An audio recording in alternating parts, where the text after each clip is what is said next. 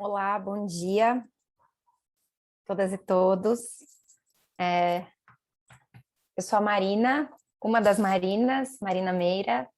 Estou aqui hoje junto com a Marina Garrotti e o Nathan Pasqualini. Nós somos da Associação Data Privacy Brasil de Pesquisa. E hoje a gente vai falar com vocês sobre relatório de impacto à proteção de dados no poder público. Então, a gente queria agradecer a presença de todo mundo aqui hoje.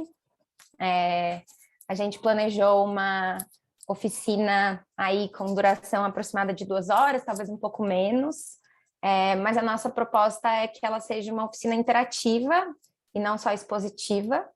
Então, a gente conta aí com vocês para a gente poder conversar hoje mesmo e colocar um pouco a mão na massa também sobre relatório de impacto, a proteção de dados, porque isso acaba sendo um tema que normalmente é tratado de uma forma muito abstrata, né?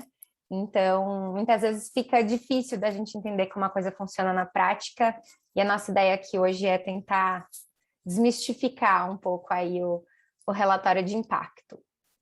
Então, vamos começar aqui? Acho que a gente pode começar, né? Deu 8h05, se chegar mais pessoas são bem-vindas, mas vamos começar aqui para a gente não passar muito. Pode passar o slide aí, Má, por favor?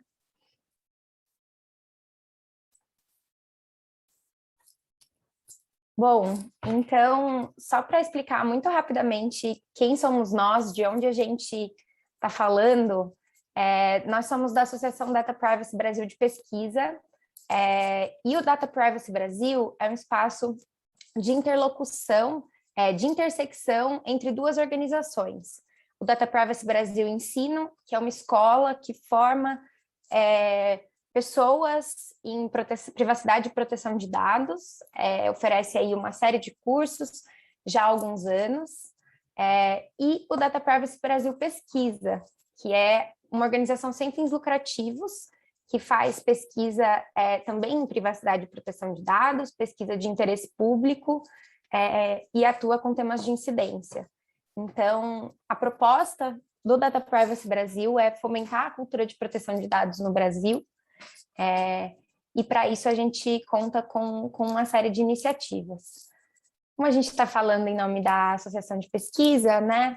Então, nós somos justamente uma organização sem fins lucrativos, nós somos financiados por, no geral, filantropias, também algumas empresas privadas, por meio de uma política de financiamento ético e transparente, e nós trabalhamos com 3 linhas de pesquisa.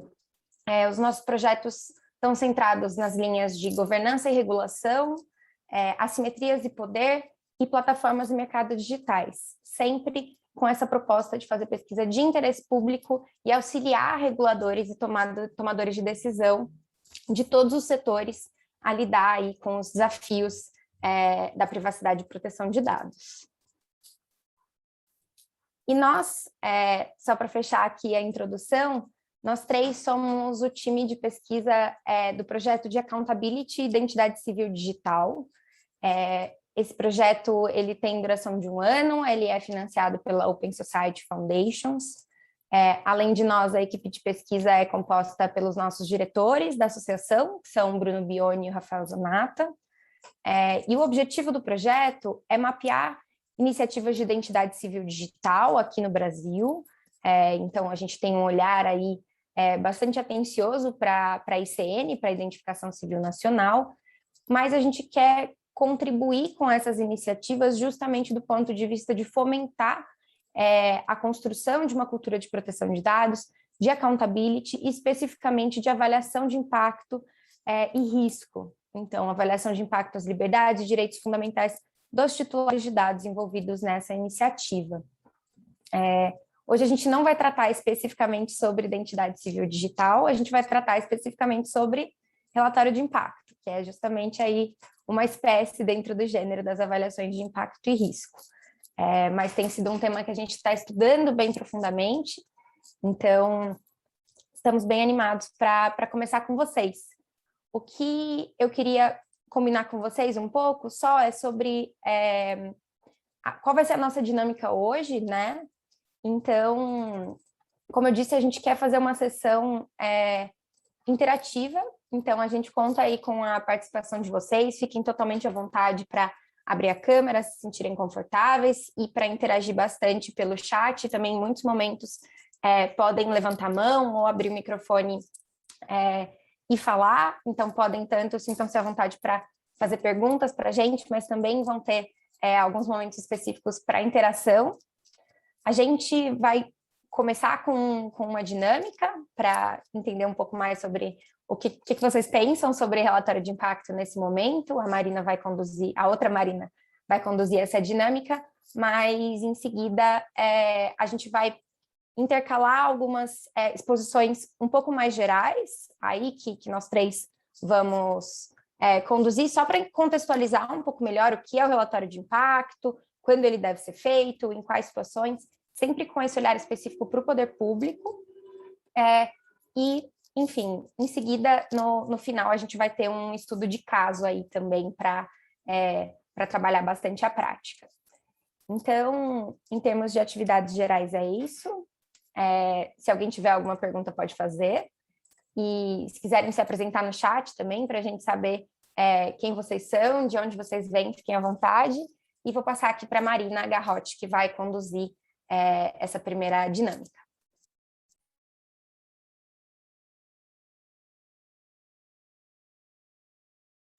Pessoal, bom dia. A gente pensou em fazer um check-in primeiro, né? Que é quando, assim, uma coisa rapidinha. Então, deixa eu passar para o próximo slide. Aí, o link também o Nathan já colocou no chat, é um Mentimeter. E eu vou até, deixa eu pausar aqui o share, porque aí a gente fica se vendo todos, quem quiser. E aí, a ideia é que vocês coloquem a primeira palavra que vem à cabeça de vocês quando falem em relatório de impacto. Então, pode ser uma emoção, uma dúvida, o que vem à cabeça de vocês. Aí, esse é o link de acesso ao Mentimeter. Então, se vocês puderem acessar o link e colocar essa palavra, aí a gente começa a partir daí.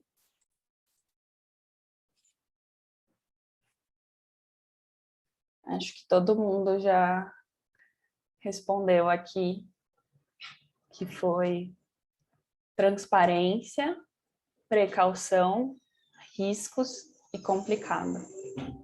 Então, acho que hoje vai ser uma boa conversa.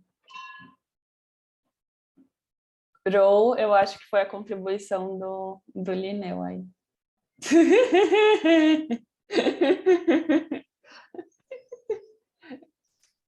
Para relatório de impacto. Mas eu acho que vai dar uma boa conversa, gente. Eu vou projetar de novo e devolver para a Má, para a gente desvendar um pouquinho mais do que é esse bicho do relatório de impacto. Achei boa a palavra complicado. Acho que certamente, principalmente antes de começar a estudar relatório de impacto a fundo, certamente eu pensava bastante no complicado também. Enfim, mas acho que as palavras de risco, né, de precaução, elas têm muito a ver mesmo com o que a gente quer conversar hoje. Então, vamos ver, aqui ainda não apareceu a tela para mim, mas deve estar carregando. Apareceu aí para vocês a tela? Apareceu? Não? Você está falando your screen sharing, não? Está falando que aqui Marina Garrote está compartilhando, só não apareceu a imagem. Pessoal, apareceu para vocês? Se puderem dizer se sim ou se não. Só para saber se o slide não está aparecendo? Aqui não, Marina, está preto. Vou tentar de novo. Interrompe e compartilha novamente. Deu certo? Deu. Legal. Desculpem aí, gente, problemas técnicos acontecem. Bom, então, vamos começar. Eu vou começar falando um pouco com vocês, e a gente não quer se estender muito nessas explicações mais gerais, tá, gente? Sobre o relatório de impacto à proteção de dados na LGPD. Então, primeiro, o que é um relatório de impacto à proteção de dados aqui, né, para a gente no Brasil? Primeiro, acho que vale a gente ter em mente em toda essa apresentação que a LGPD, a Lei Geral de Proteção de Dados Pessoais, ela bebeu bastante inspiração da GDPR, que é a Lei de Proteção de Dados da União Europeia, né, o Regulamento Geral de Proteção de Dados da União Europeia.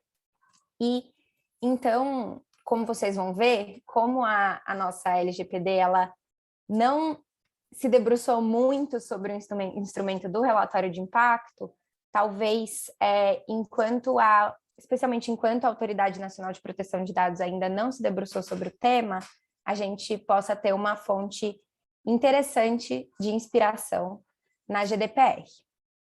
Aqui, a Lei Geral de Proteção de Dados, ela define no artigo 5º, no inciso 27, o que seria o relatório de impacto. Ela diz que é uma documentação do controlador, então o relatório de impacto vem na forma de uma documentação. Ela explica também qual é o escopo nesse mesmo inciso, então é uma documentação que contém a descrição dos processos de tratamento de dados pessoais que podem gerar riscos às liberdades civis e aos direitos fundamentais, e qual o objetivo final do relatório, que bem como medidas, salvaguardas e mecanismos de mitigação de risco. No geral, essa é a definição de relatório de impacto com a qual a LGPD trabalha.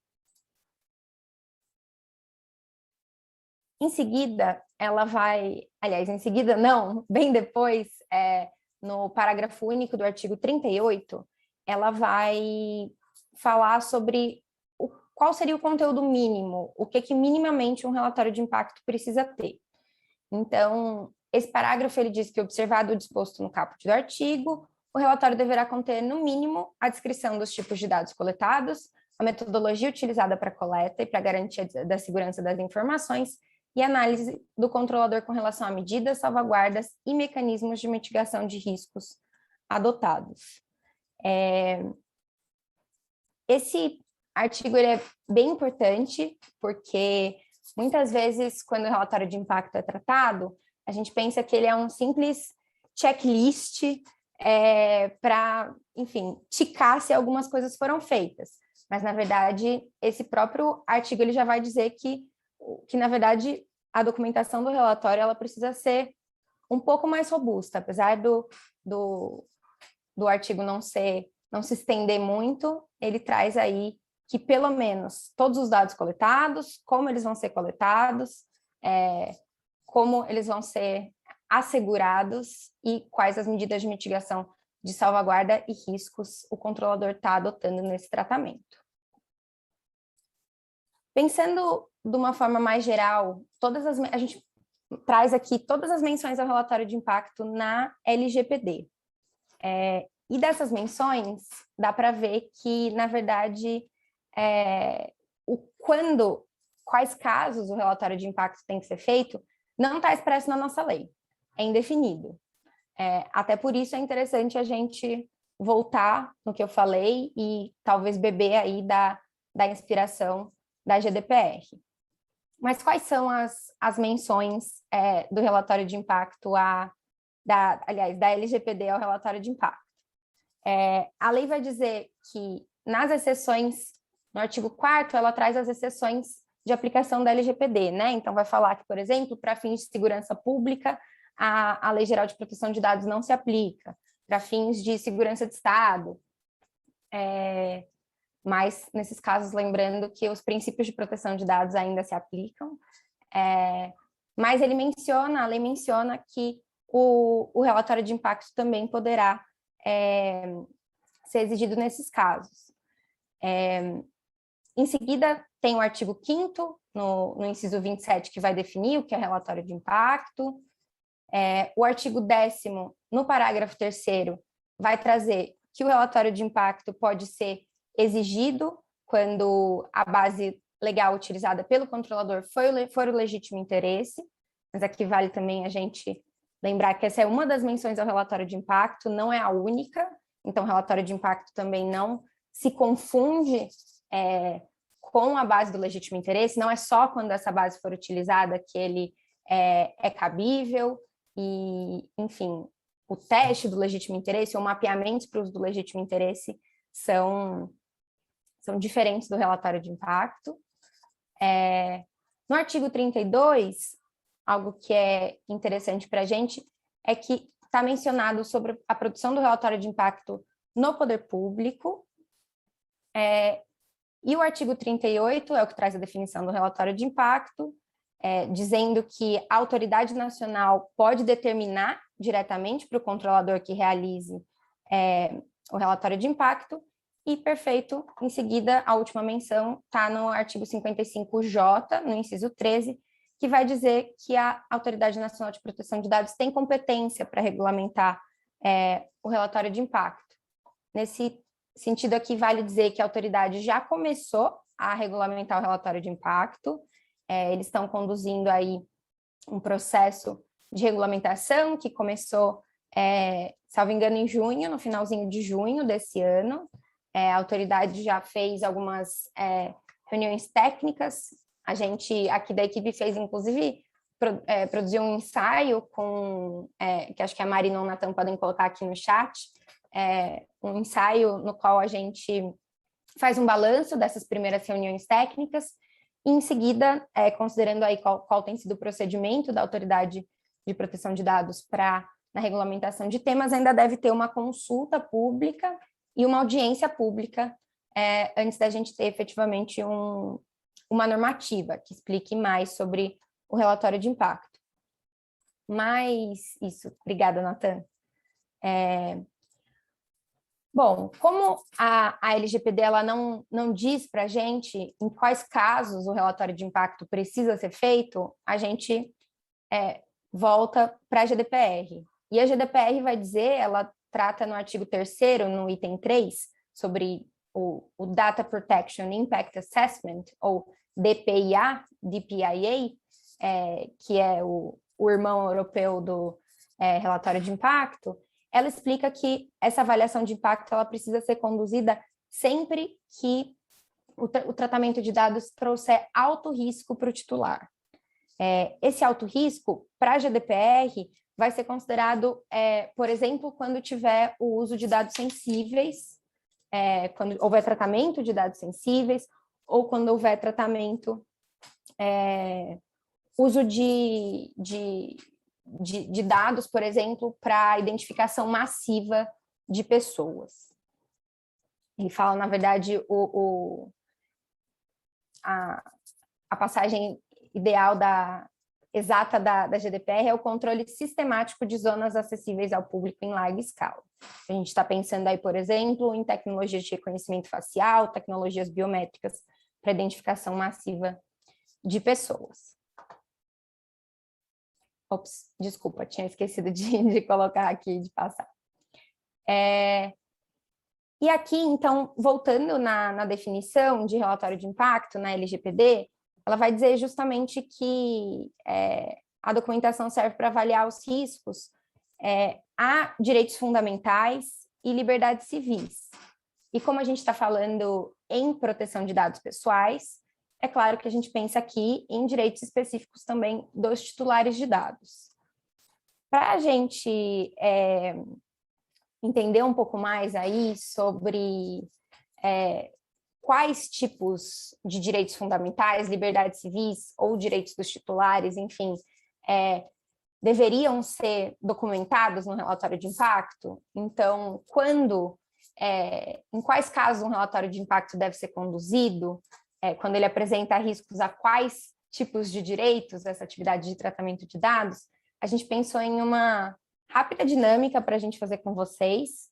Vou pedir para a Marina colocar, ou o Nathan colocarem no chat, por favor, um link, que é um link para um mural. E o que a gente ia pedir para vocês fazerem é acessarem esse link e votarem em 5 direitos. A gente elencou lá alguns direitos fundamentais e liberdades civis. Em quais direitos vocês acham que poderiam entrar no relatório de impacto? Então, quais tipos de riscos, a quais direitos oferecidos pelo tratamento de dados deveriam estar mapeados num relatório de impacto, pensando na lógica aqui da nossa LGPD.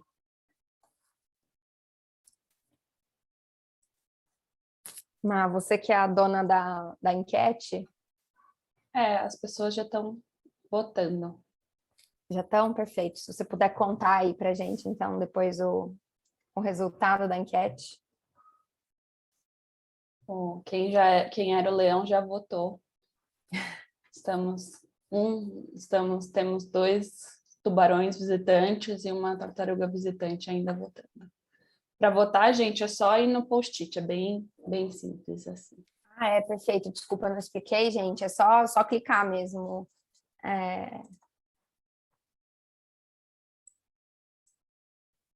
O pessoal que chegou agora depois, a gente parou de compartilhar a tela aqui um pouco, porque a gente pediu para o pessoal votar aqui nessa enquete, que está aqui no chat, nesse mural, para pensar com a gente quais tipos de direitos fundamentais e liberdades civis deveriam ser mapeados num relatório de impacto à proteção de dados. Lembrando aqui que a gente hoje está trazendo... Não está aparecendo? Vou colocar aqui de novo, Flávio. Acho que agora foi, né? Imagina. A gente, então, só reintroduzindo aqui para... Acho que foi Franklin e Flávio que chegaram depois. A gente quer trazer essa oficina de uma forma prática, mesmo para vocês, desmistificando aí um pouco o relatório de impacto. A gente falou rapidamente sobre as menções que a Lei Geral de Proteção de Dados faz ao relatório de impacto, lembrando aí que ela traz de forma específica no artigo 32, que a autoridade nacional vai poder solicitar a agentes do poder público a publicação de relatórios de impacto, pode, enfim, também, né, sugerir a adoção de boas práticas para o tratamento de dados especificamente pelo poder público, e que, apesar da LGPD não trazer muitos mais detalhes sobre o tema, ela não diz, por exemplo, exatamente em quais casos o relatório de impacto precisa ser feito. A gente tem aí a ANPD, a Autoridade Nacional de Proteção de Dados, em processo de regulamentação do relatório de impacto.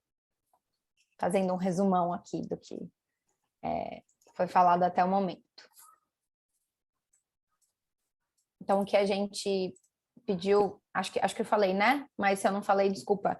A ideia é que vocês votem aí em 5, elenquem 5 direitos fundamentais e liberdades civis que vem à cabeça quando a gente fala do relatório de impacto.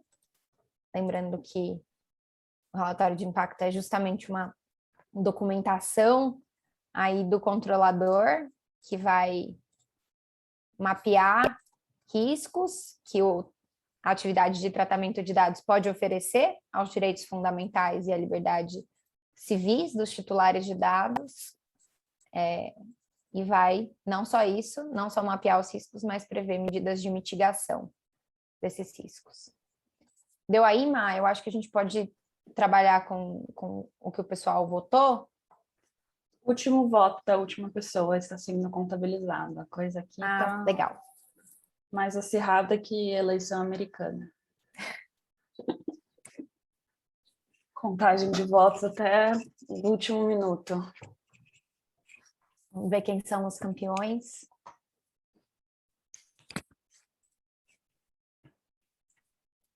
Vou encerrar aqui. Legal.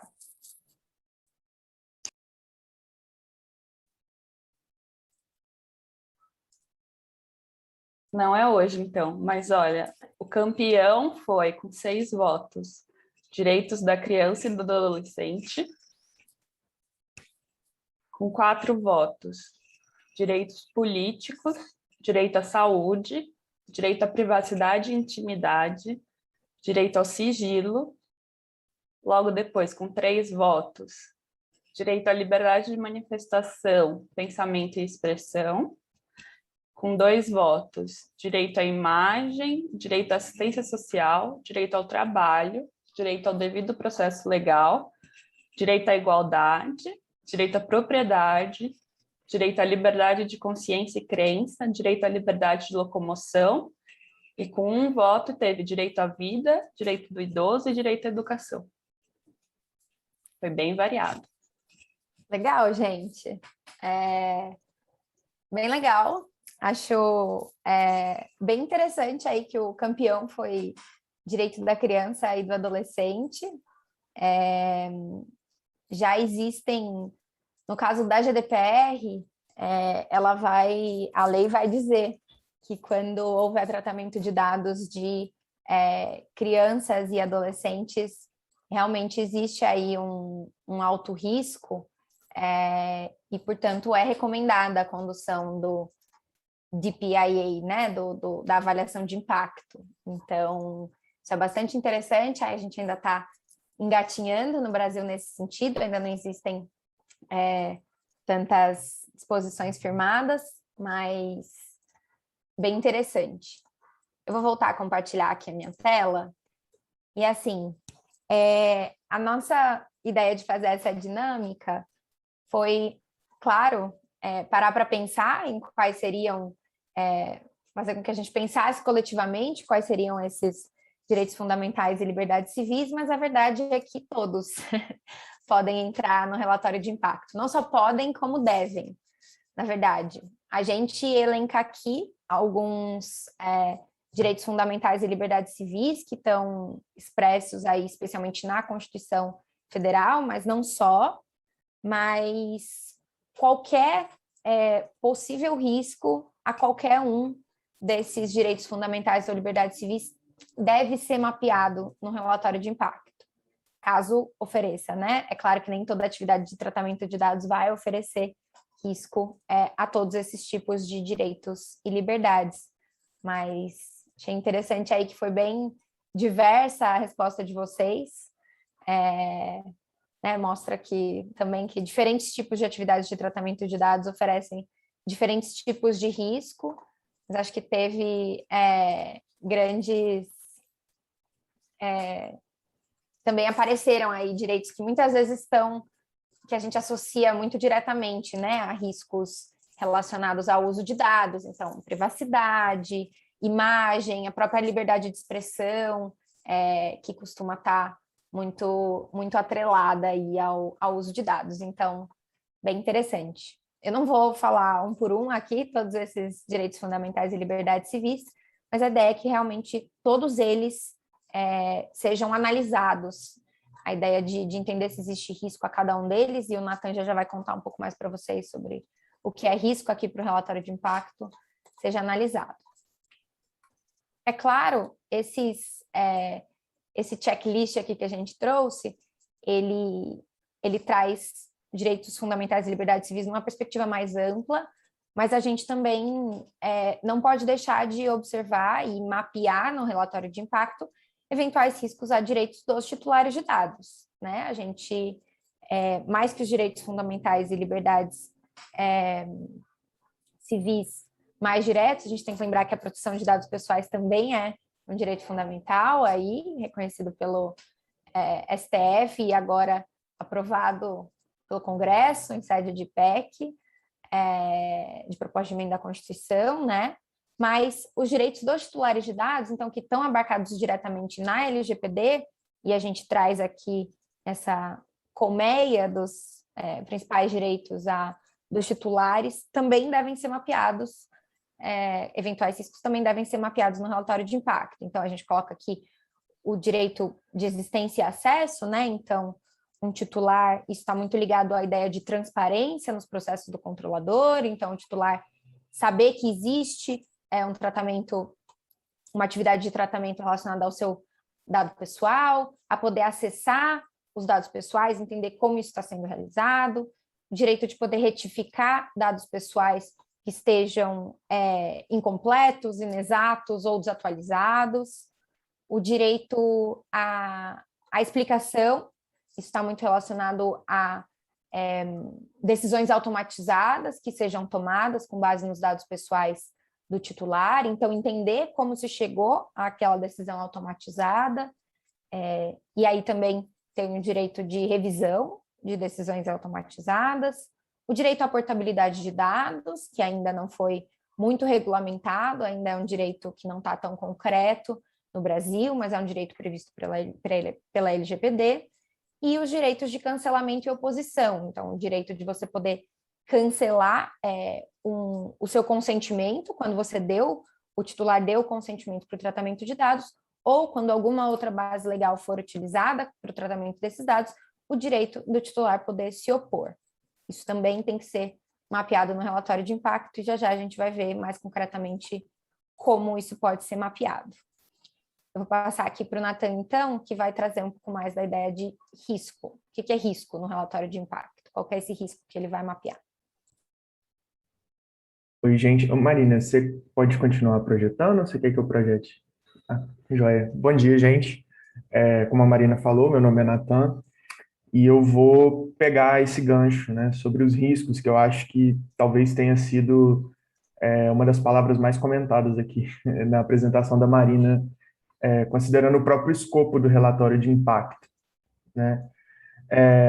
Bom, existe uma noção mais popular do que seria o risco, atrelado a uma noção de perigo, né? Essa é uma visão talvez atécnica do que a gente considera risco quando a gente fala sobre proteção de dados, ou mais especificamente sobre, relatório de impacto, mas não só, né? Não se limita, obviamente, a essas duas esferas. Mas quando a gente está falando sobre um conceito técnico de risco, a gente está falando sobre a probabilidade de eventos ocorrerem, eventos negativos ocorrerem, né? E a partir disso, tomar a melhor decisão. Isso significa que a avaliação de risco, ela se relaciona com a capacidade de determinar o que seriam esses possíveis eventos futuros, né? Nesse sentido, o risco ele vai se tornar uma ferramenta de tomada de decisão, na medida em que a gente vai buscar dar certo grau de certeza para eventos que até então são incertos, lembrando que a gente está falando de probabilidade de ocorrência de determinados eventos.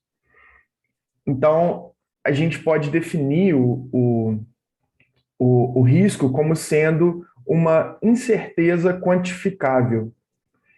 E essa incerteza quantificável, ou seja, o risco, ela é constituída de dois elementos fundamentais e que são complementares, né?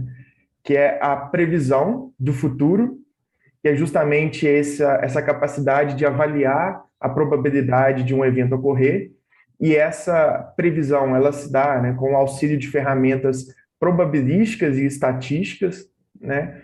E a tomada de decisão subsequente a essa avaliação da probabilidade de ocorrência de determinado evento, para, enfim, que seja orientada à melhor decisão organizacional.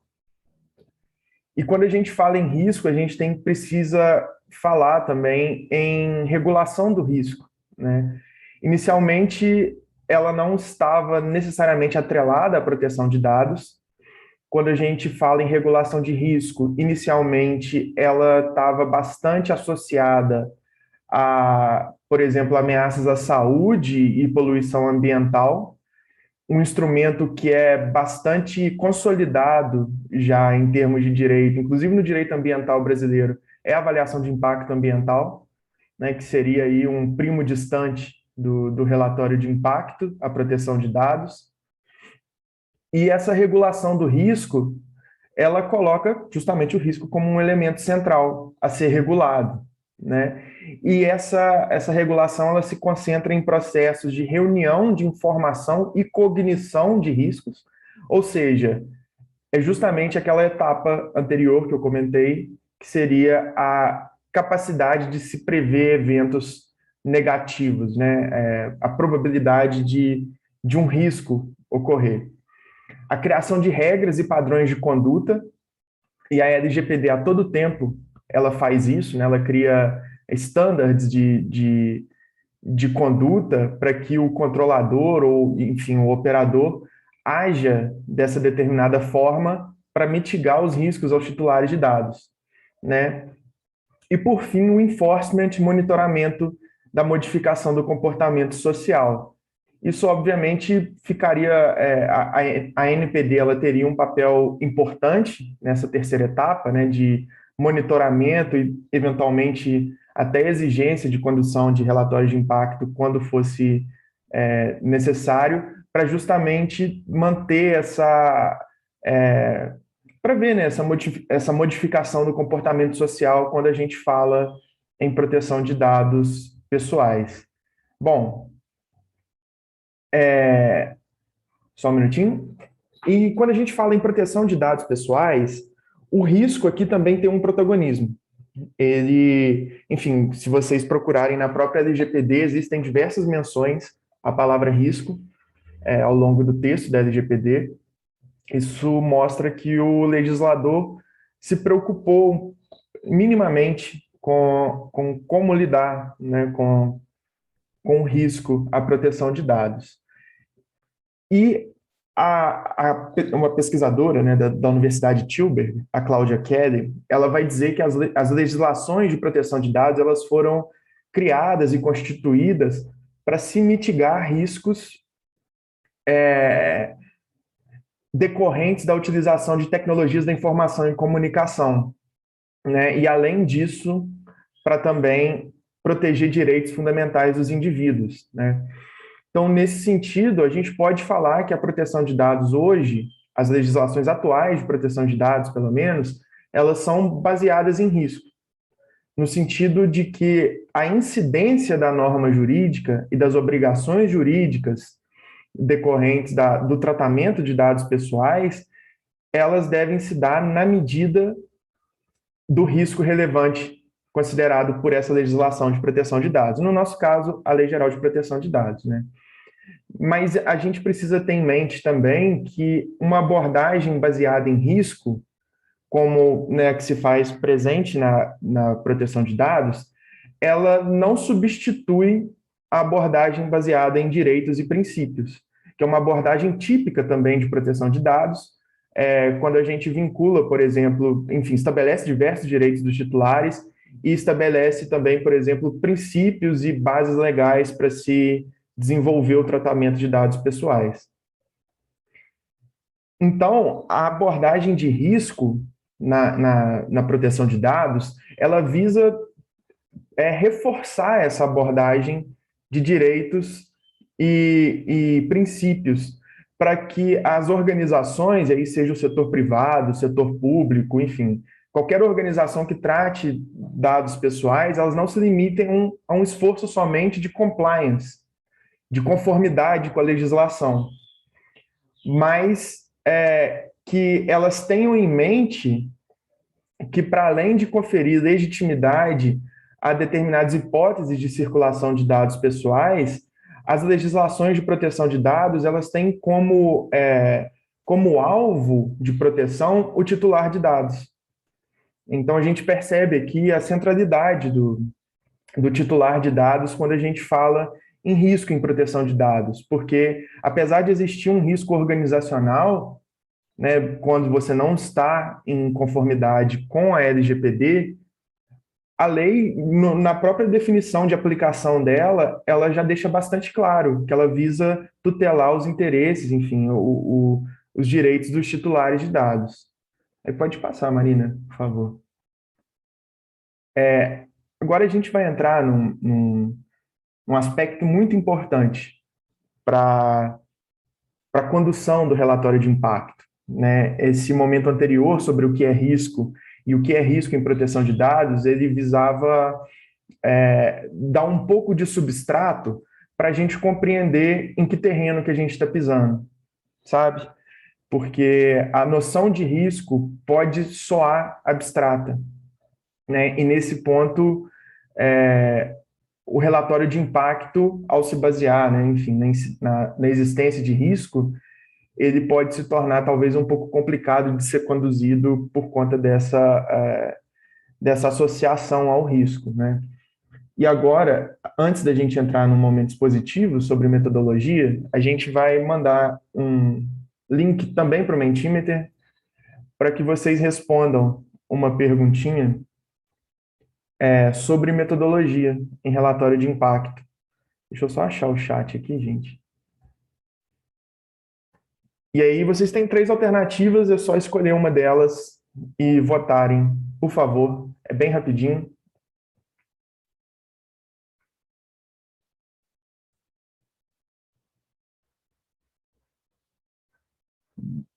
Bom, pessoal, enfim, tivemos alguns votos aqui.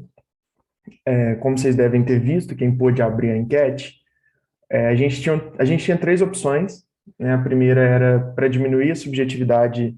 A pergunta era, né, por que a adoção de metodologias é importante para a execução do relatório de impacto à proteção de dados, né? E as 3 alternativas eram para diminuir a subjetividade na análise, para conferir fundamentação adequada às escolhas feitas e para servir como uma ferramenta de accountability.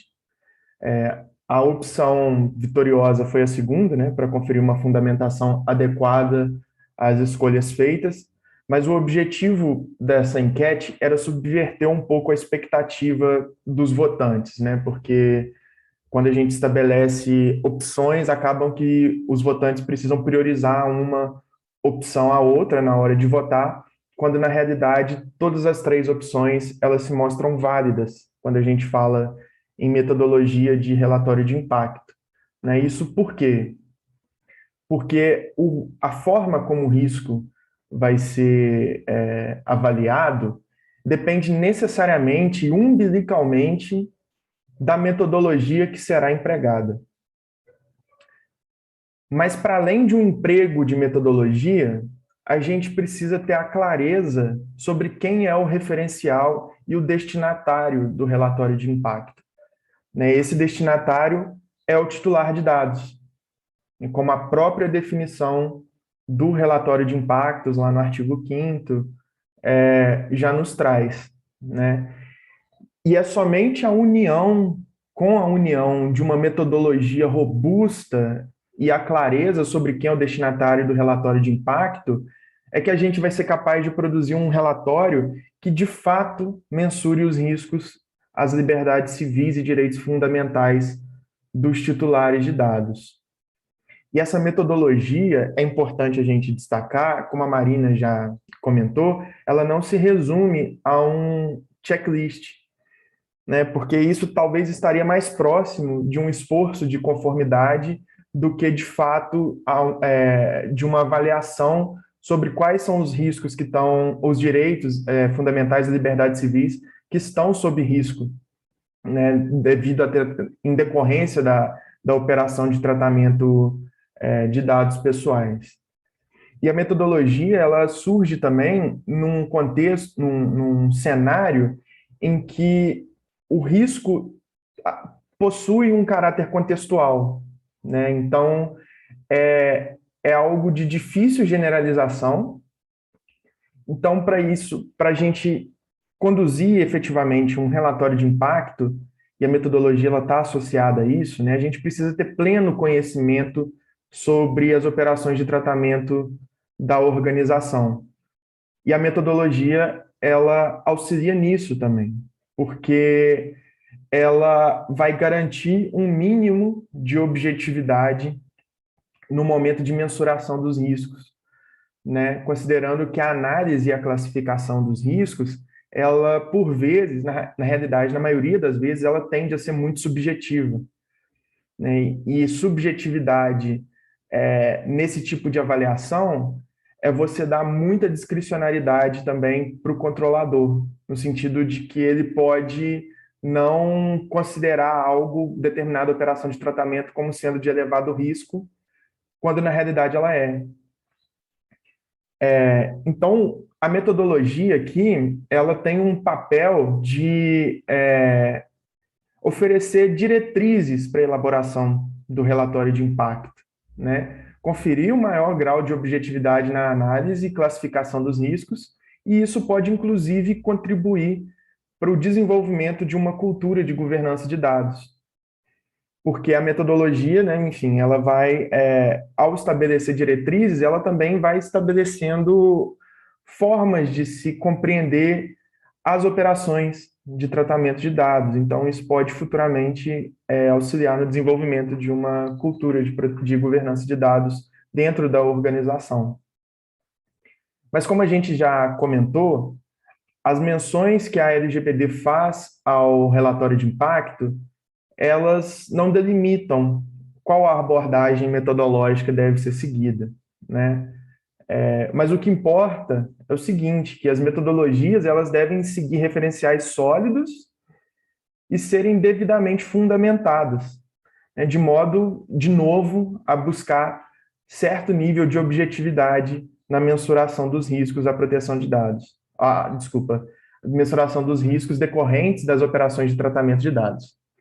E nesse processo de regulamentação do relatório, no processo regulatório do relatório de impacto, a autoridade nacional ela pode desempenhar um papel muito importante, justamente em orientar a forma ótima de se elaborar um relatório de impacto para que ele cumpra o seu papel, que é o de proteger e o de evitar a existência de riscos aos direitos fundamentais e liberdades civis do titular de dados.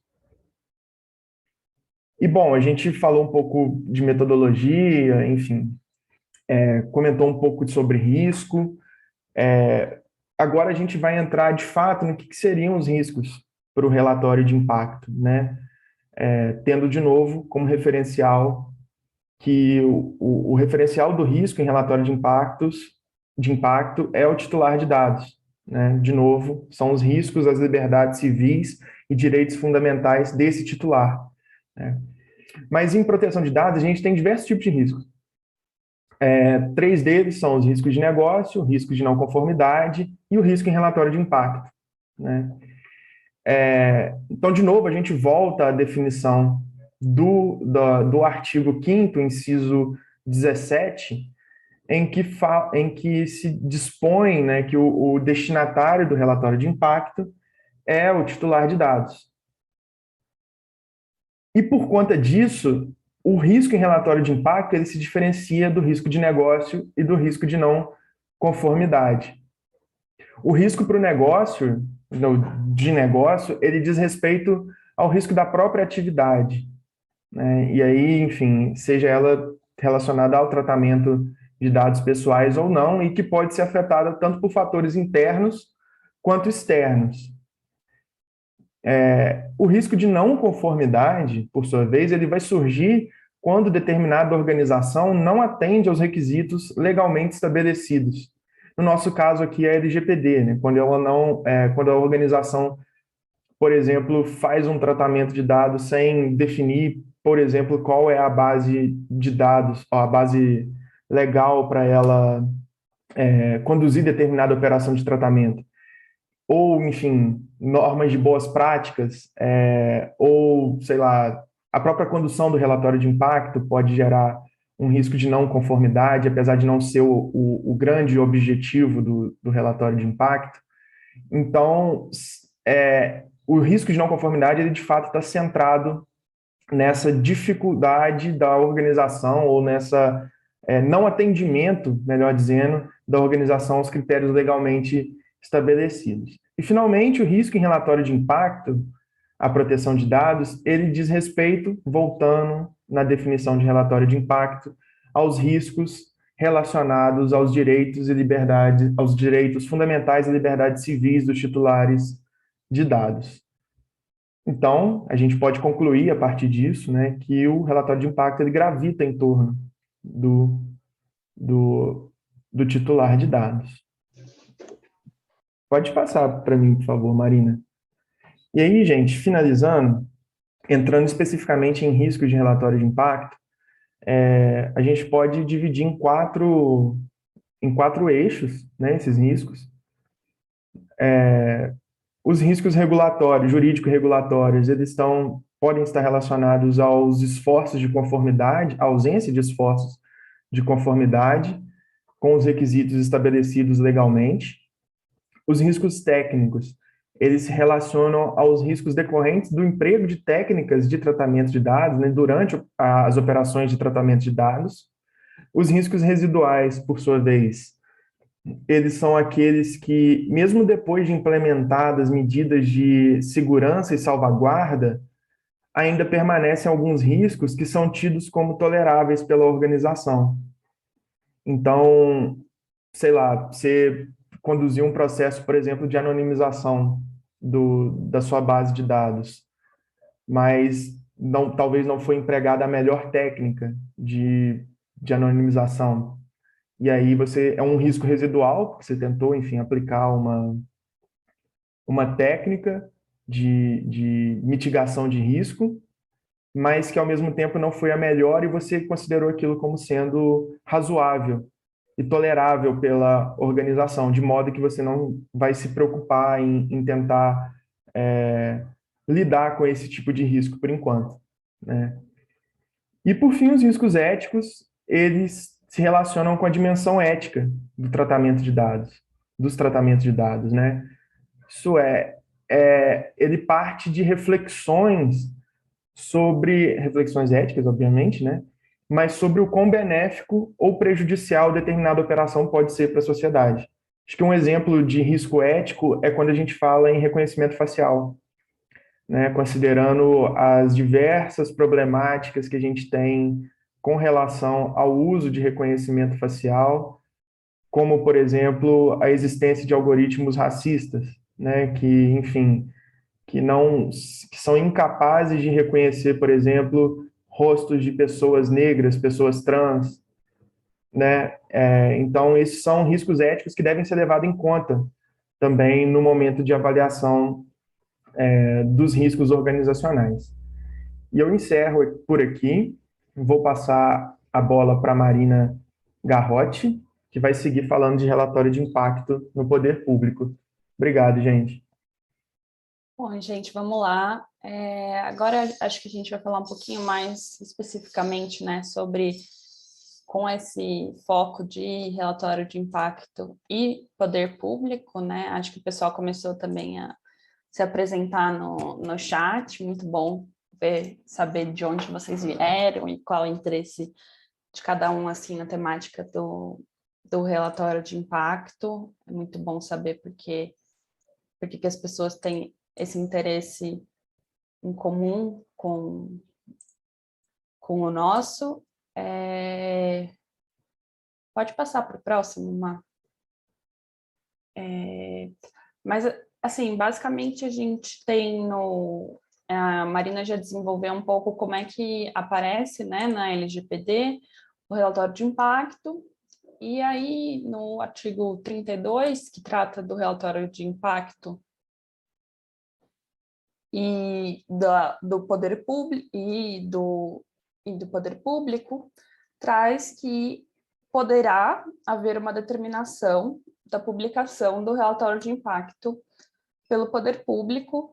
A ANPD poderá determinar essa publicação do relatório de impacto, né? Mas não existe, então, uma obrigação expressa de publicização de um relatório de impacto na LGPD. A ANPD, a gente ainda não sabe qual vai ser a regulamentação, como a Marina falou, né? Essa regulamentação ainda está sendo discutida, a gente não sabe quais caminhos vão ser tomados e ainda tem um tempo para a gente descobrir para onde isso vai. Mas eu queria falar um pouco porque, mesmo assim, né, mesmo sem ter essa obrigação, por que nós acreditamos no projeto e no Data Privacy que a publicação do relatório de impacto é uma boa é uma medida de transparência e de publicidade, e é uma medida que está de acordo com o princípio da administração pública de publicidade no desenvolvimento das suas atividades. E que justamente está refletido também na Lei de Governo Digital. A Lei de Governo Digital traz que vai ter uma transparência na execução de serviços públicos, e a publicação do relatório de impacto funciona como uma forma de cumprir com essas duas exigências, né? Com a exigência de publicidade, que qualquer atividade pública tem, que está lá no artigo 37 da Constituição, e com a obrigação de transparência da Lei de Governo Digital em relação aos serviços públicos. Então, essa publicação do relatório de impacto, que não precisa se dar na forma integral, justamente por existirem segredos comerciais, segredos industriais, cumpre com essa exigência, e é uma boa medida. Então, aí você pode passar para o próximo, Má. Aqui é só trazendo o artigo que eu já mencionei, né, o artigo 37 da Constituição Federal, que fala da questão da publicidade. E o que é essa questão de, além da publicidade e além da transparência, que estão na nossa legislação, uma coisa que se fala muito é do accountability. E o que é esse accountability, né? Muitas pessoas falam essa questão de prestação de contas. Então, mostrar o que você está fazendo. Não é só eu estou de acordo com a LGPD, ou eu estou mostrar o que você está fazendo, prestar contas. Então, você tem uma empreitada colaborativa, você mostra o que você está fazendo, você mostra quais riscos estão sendo admitidos ou não naquele serviço público. Então, você é transparente em relação a isso, para saberem quais riscos estão sendo considerados aceitáveis ou não. Então, aí, essa citação é de um artigo, né, do Bruno Bioia, da Maria Luciano, justamente disso, de que a empreitada regulatória seja cada vez mais colaborativa.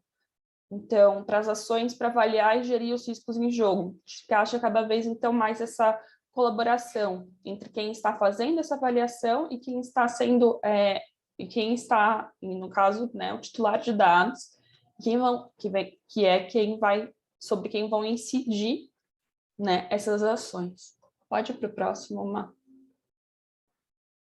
E é isso, né? Um vetor determinante para a abertura dos processos de tomada de decisão e você haver essa demonstração do que é um risco tolerável nas atividades de tratamento de dados. Então, apesar de não haver essa obrigação expressa, a gente pode tirar, da onde a gente tira a justificativa para a publicação do RIPD. Primeiro, a gente pode tirar dos diplomas legislativos brasileiros, da Constituição Federal, da Lei de Governo Digital, da questão do governo aberto. E também outros argumentos são que pode fortalecer a confiança dos cidadãos nos processos do governo. Então, você mostra para os cidadãos que você tem uma preocupação com os dados, ainda mais em uma época de vazamentos e muita insegurança. A Febraban fez uma pesquisa, né, com o seu observatório, e o que constatou, e eu acho que é o que nós todos sentimos, né, que a maioria dos entrevistados tem medo, tem muito medo, né, 86%, de ser vítima de fraudes ou violações dos dados pessoais, e que predomina uma percepção de que os riscos existentes em fornecer os seus dados pessoais superam os benefícios recebidos. Então, apesar de cadastro de serviços públicos serem uma situação que as pessoas veem como um baixo risco nessa pesquisa, as pessoas confiam mais, por exemplo, em instituições bancárias para tratarem dos seus dados do que nos governos. Então, por exemplo, no governo federal, 45% das pessoas confiam, 48% das pessoas não confiam. No governo do estado, 44% confiam, 48% não confiam. Na prefeitura, 47% confiam e 46% não confiam. Então, se a gente quer pensar numa utilização de dados e cada vez mais inteligente e desenvolvimento de soluções, a gente também tem que contar com essa relação entre governos e cidadãos, né? E justamente por isso, publicar um relatório de impacto pode trazer mais próximo e permitir que essa solução seja feita seja feita de maneira clara, né? De quais são os riscos que estão tomando e quais são, não só os riscos, mas quais são as medidas, qual é a prevenção, as medidas de mitigação que estão sendo tomadas para que, enfim, eventualmente essas coisas não aconteçam. E justamente, né, a gente sabe o impacto que cada vez que tem um vazamento na mídia, ou um problema num ministério determinado, isso vai abalando a confiança das pessoas no governo e na capacidade que eles têm de preservar os seus dados e de lidar de maneira adequada. Pode passar para o próximo, Má. E aí, só para dizer que não é uma coisa de outro mundo, assim, que não é, olha, essa é a ideia de uma ONG, assim, que está trazendo essa ideia, mas isso não é uma coisa que que pessoas fazem ou que é prática. Não, isso é feito.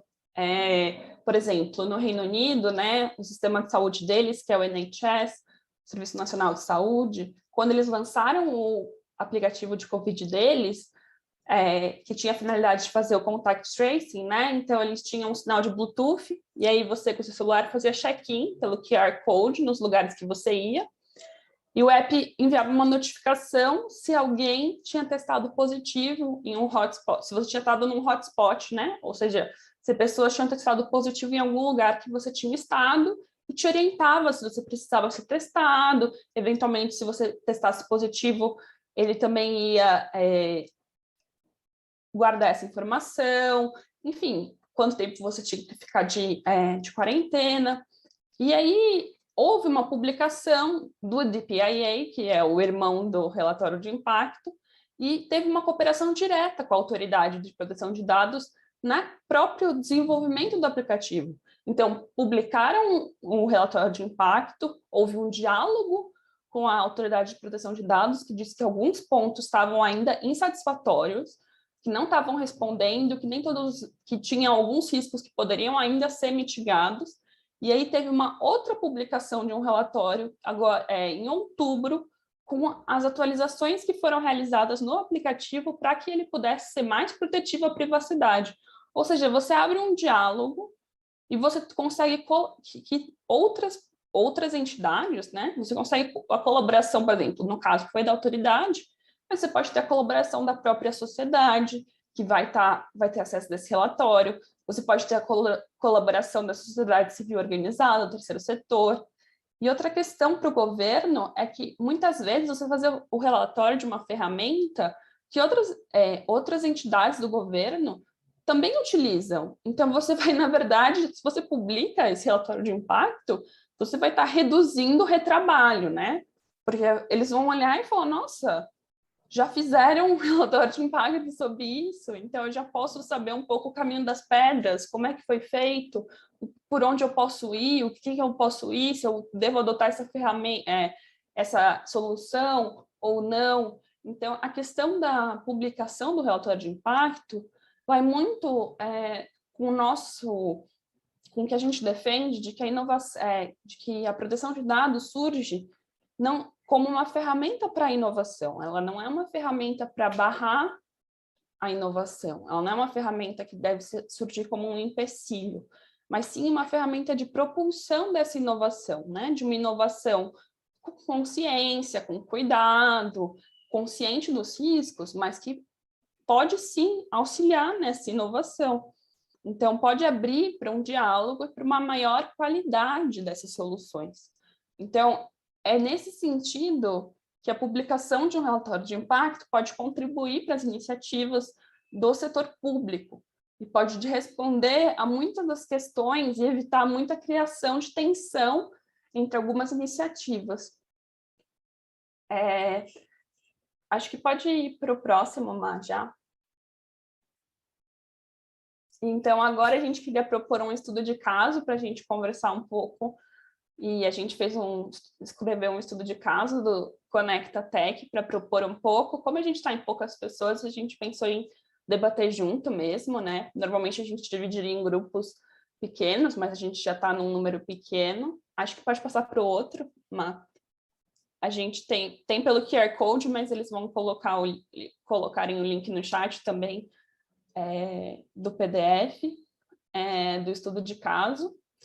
E aí eu acho que a gente pode projetar o PDF e dar um tempinho para as pessoas lerem e fazer, para a gente poder fazer essa discussão. Tá bom? Mas por enquanto, muito obrigada, gente.